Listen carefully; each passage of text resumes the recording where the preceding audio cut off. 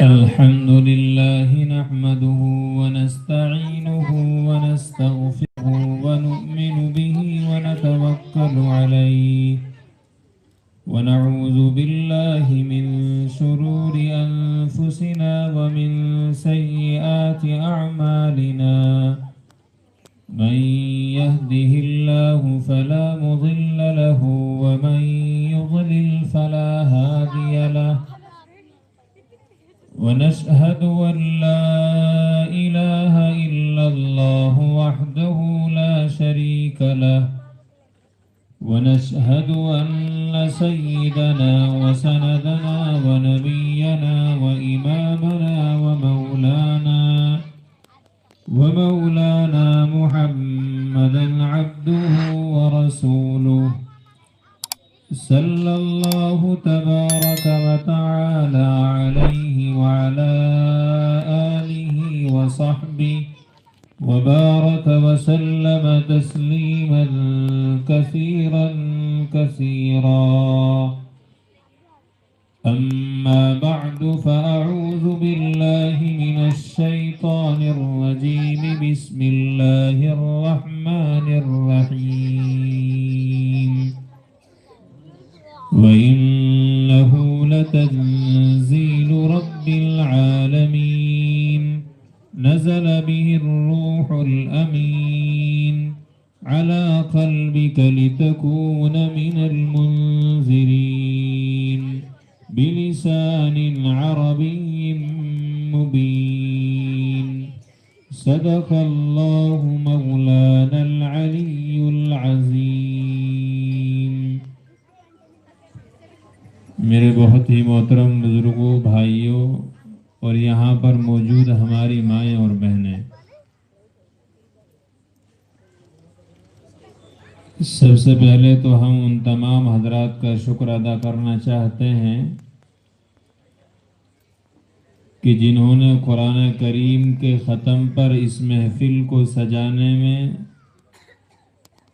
اور اس پروگرام کے کرنے میں کسی بھی طریقے سے حصہ لیا ہے. ہم سب کی یہ دلی دعا ہے کہ اللہ تعالیٰ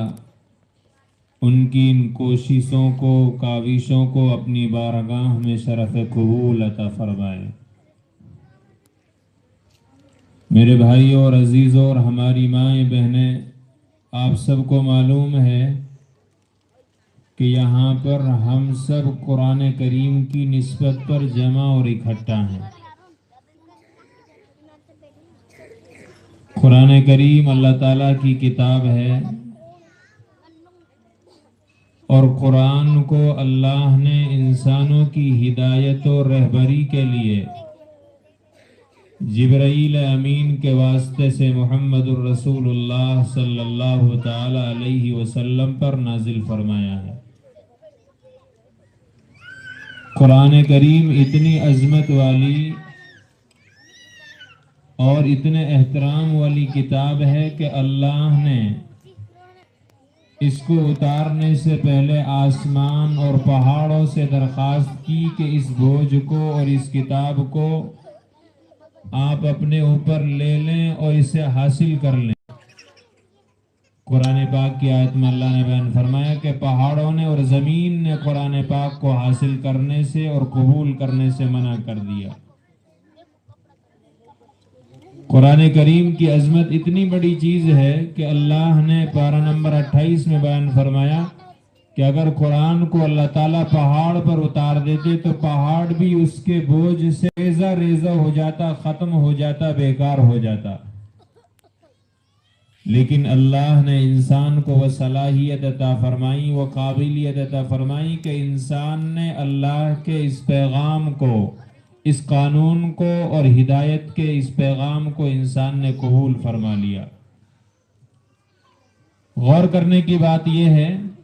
کہ جب اللہ نے قرآن کو ہدایت کے لیے نازل فرمایا ہے تو ہمارا قرآن سے کتنا اچھا تعلق ہے،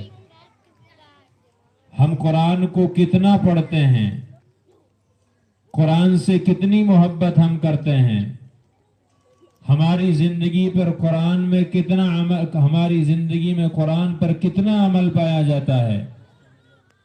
ہماری 24 گھنٹے کی زندگی میں ہم قرآن سے کتنا لگاؤ رکھتے ہیں؟ سوچنے کی اور غور کرنے کی بات یہ ہے۔ اس کا جواب جب ہم اپنی زندگی میں دیکھتے ہیں تو یہ نکل کر آتا ہے کہ ہم دنیا کی ہر چیز سے محبت کرتے ہیں اور دل سے اس کو سمجھنے کی کوشش کرتے ہیں۔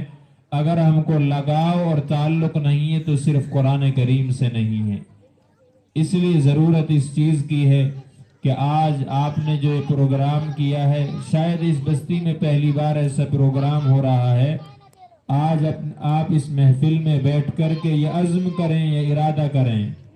اور اپنے دلوں میں اس چیز کو بٹھانے کی کوشش کریں کہ آئندہ انشاءاللہ ہم اپنے بستی کے بچوں کی حوصلہ افزائی کے لیے، ان کو ہمت دلانے کے لیے، شوق دلانے کے لیے، قرآن سے محبت کرانے کے لیے،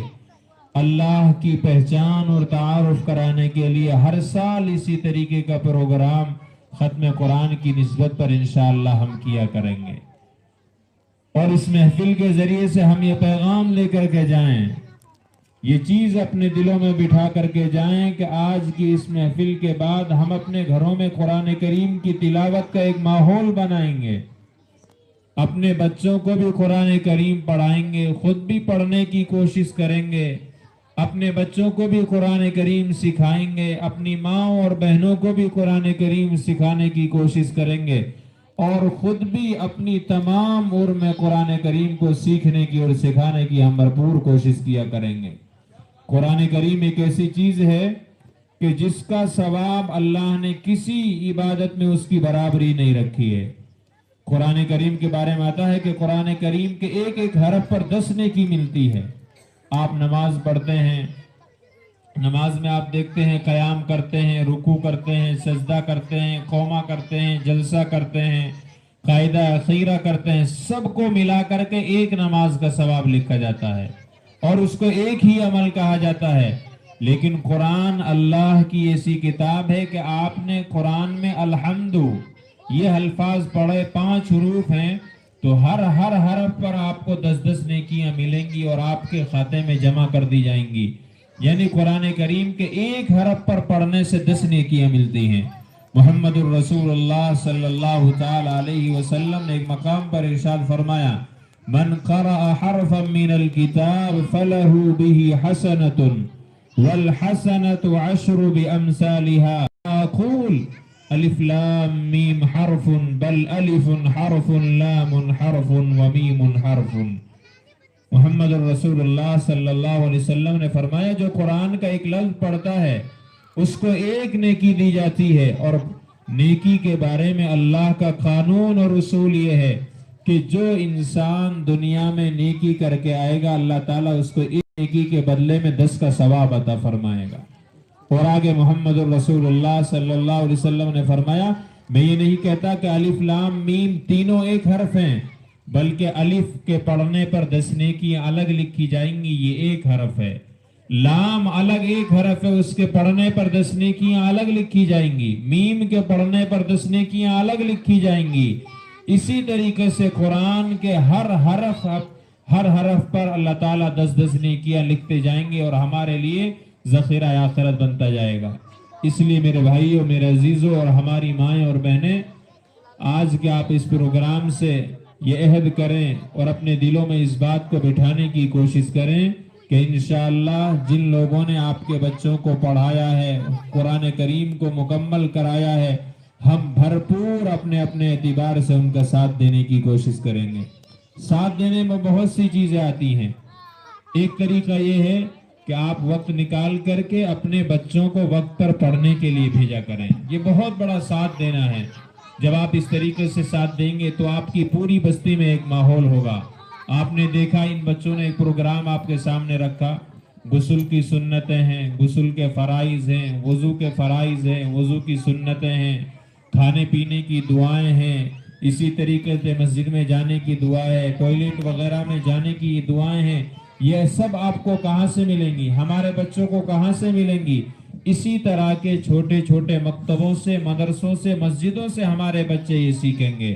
اور جب ہمارے بچے یہ سیکھیں گے تو انشاءاللہ ہمارے گھروں میں دین کا ماحول ہوگا. ان دعاؤں کے، ان چیزوں کے سیکھنے سے نورانیت ہم سب کے گھروں کے اندر آئے گی. اور جب ہمارے گھروں میں دین آئے گا، قرآن پر عمل ہوگا، رسول پاک علیہ السلام کی احادیث پر عمل ہوگا، تو انشاءاللہ اللہ کی ذات سے بہت قوی امید ہے کہ ہمارے گھروں کے اندر سکون آئے گا، راحت آئے گا، لڑائیاں ختم ہوں گی، جھگڑوں کا خاتمہ ہوگا. ان بچیوں نے اخیر میں جو پروگرام پیش کیا تھا، یہ بالکل وہ سچائی اور حقیقت ہے جو انہوں نے عملی طور پر ہم سب کے سامنے پیش کی ہے، جسے دکھانے کی کوشش کی ہے. ان جھگڑوں کو ختم کرنے کا واحد راستہ ہے کہ ہم سب قرآن پر عمل کرنے والے بن جائیں. ہماری مائیں اور بہنیں نماز کی پابند بن جائیں، قرآن کی تلاوت کی پابندی کرنے والی بن جائیں، ہم حلال اور حرام کی تمیز کرنے والے بن جائیں. یہ تمام کی تمام چیزیں ہمارے بچوں کو مدرسوں سے ملیں گی، مکتب سے ملیں گی، مسجد سے ملیں گی. اس لیے اس بستی کے تمام ذمہ دار حضرات جو اسٹیج پہ ہیں اور آپ حضرات جو سب شریک ہیں، یہ عہد کریں کہ انشاءاللہ ہم اپنے بچوں کو ہر حال میں قرآن پڑھا کر کے رہیں گے. ایک حدیث میں آتا ہے، ہماری مائیں بہنیں سب یہاں پر بیٹھی ہوئی ہیں، اللہ کے رسول صلی اللہ علیہ وسلم نے ایک حدیث میں بیان فرمایا، جو آدمی اپنے بچے کو قرآن پڑھاتا ہے، خود نہیں پڑھتا ہے، اپنے بچے کو جس نے قرآن پاک پڑھا دیا، رسول پاک علیہ السلام نے فرمایا کہ اللہ تعالیٰ اپنے بچے کو قرآن پڑھانے کی برکت سے اس کے ماں باپ کے تمام گناہوں کو معاف فرما دیتے ہیں. یہ کتنی بڑی چیز ہے، یہ رسول پاک علیہ السلام ہمارے اور آپ کے لیے بیان فرمائی. ایک دوسری حدیث میں آتا ہے کہ جو بچہ قرآن پڑھتا ہے، اس پر عمل کرتا ہے، اس بچے کو اللہ تعالیٰ قیامت کے دن نور کا ایک تاج پہنائیں گے اور اس کے ماں باپ کو بلائیں گے، ماں کو بھی بلائیں گے، باپ کو بھی بلائیں گے، اور دونوں کو ایک ایسا تاج پہنایا جائے گا کہ دنیا ابھل کر بھی اس کا مقابلہ نہیں کر سکتی. جب وہ تاج اس کے ماں باپ کو پہنایا جائے گا تو وہ ماں باپ اللہ کی بارگاہ میں حاضر ہوں گے اور کہیں گے، اللہ تعالیٰ ہم نے ایسا کون سا اچھا عمل کیا تھا، کون سا اچھا کام ہم نے کیا تھا کہ جس کام کی وجہ سے آپ نے ہمیں ایسا تاج پہنا دیا کہ دنیا کی کوئی نعمت اس کے برابر ہی نہیں کر سکتی، اس کے برابر نہیں ہو سکتی. تو اللہ تعالیٰ کہے گا کہ تم نے دنیا میں ایک اچھا کام یہ کیا تھا کہ تم نے اپنے بچے کو قرآن پڑھایا تھا، تم نے اپنے بچے کو مسجد میں لگایا تھا، مکتب میں لگایا تھا، جہاں لگ کر کے رہ کر کے اس نے قرآن پڑھا. اس بچے کے قرآن پڑھنے کی برکت سے ہم نے تم کو عزت اور احترام میں اور آپ کی عظمتی میں یہ تاج عطا کر دیا ہے. ذرا غور کر کے دیکھیں، ہم یہ اللہ کی بارگاہ میں کل قیامت کے دن قرآن کریم کے پڑھانے کی برکت سے اللہ تعالیٰ عطا فرمائیں گے. تو میرے بھائیوں، میرے عزیزوں اور ہماری مائیں بہنیں، اس چیز کے ہم سب کو ضرورت ہے کہ قیامت کے دن ہم سب عزت کے ساتھ بچ جائیں. اللہ تعالیٰ ہم سب کو جنت نصیب کرے، جہنم سے ہم سب کی حفاظت کرے، میدان محشر میں اللہ تعالیٰ ہم سب کو عزت عطا کرے. تو اس کے لیے محمد الرسول اللہ صلی اللہ تعالیٰ علیہ وسلم نے یہ راستہ بتایا ہے کہ آپ اپنے بچوں کو قرآن پڑھائیں. سچائی بھی یہی ہے کہ ہمارے بچے قرآن پڑھیں گے تو ہمارے مرنے کے بعد، اس دنیا سے جانے کے بعد ہمارے لیے ایصال ثواب کیا کریں گے. کبھی آپ کا کوئی بچہ قرآن پڑھ گیا، کوئی بچی نے قرآن پڑھ لیا، کسی بچی نے آپ کے قرآن مکمل کر لیا، آپ انتقال کر گئے، اس دنیا سے چل گئے، تو وہ بچے، وہ بچیاں، وہ بیٹا، وہ بیٹیاں آپ کے لیے، ہمارے لیے ایک ایک رکوع روزانہ ثواب، ایصال ثواب کریں گے. تو ہم کو قبر میں احساس ہوگا کہ ہمارا بھی کوئی دنیا میں موجود ہے جو ہمارے لیے قرآن پڑھتا ہے، جو ہمارے لیے نماز پڑھ کر کے بخشتا ہے، جو ہمارے نام پر صدقہ خیرات کر کے بخشتا ہے. اور اگر دین نہیں ہوتا ہے تو لوگ چند دنوں کے اندر ماں باپ کو سب کو بھول جاتے ہیں، اس دنیا میں کسی کو کوئی یاد نہیں رہتا ہے. دینداری ایک ایسی چیز ہے کہ مرنے کے بعد بھی اولاد کو والدین کے لیے دعا کرنے پر مجبور کر دیتی ہے. کتنے ملیں گے دیندار گھرانے کہ جن کے والدین چلے گئے، نانا نانی چلے گئے، دادا دادی چلے گئے، سب چلے گئے، لیکن وہ اپنے والدین، ماں باپ، دادا دادی سب کے لیے وقتاً فوقتاً قرآن پڑھتے رہتے ہیں. رمضان کے مہینے میں آپ دیکھیں مسجدوں میں ایک جم غفیر لگا رہتا ہے، بھیڑ لگی رہتی ہے. اس وقت جو لوگ قرآن پڑھے نہیں ہوتے ان کو احساس ہوتا ہے کہ کاش ہم بھی قرآن پڑھے ہوتے تو ہم بھی ظہر سے عصر مسجد میں بیٹھ کر کے قرآن پڑھ لیتے.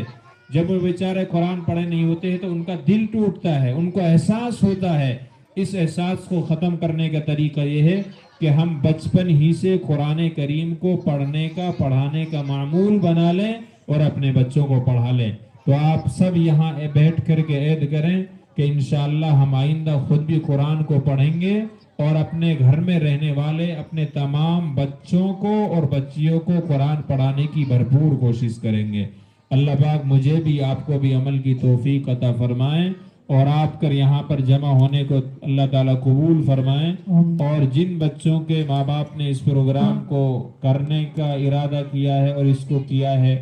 ہماری دعا ہے کہ اللہ تعالیٰ ان کی ان قربانیوں کو قبول فرمائیں اور ان بچوں کو قرآن پر عمل کرنے کی توفیق عطا فرمائیں. وآخر دعوانا ان الحمد للہ رب العالمین.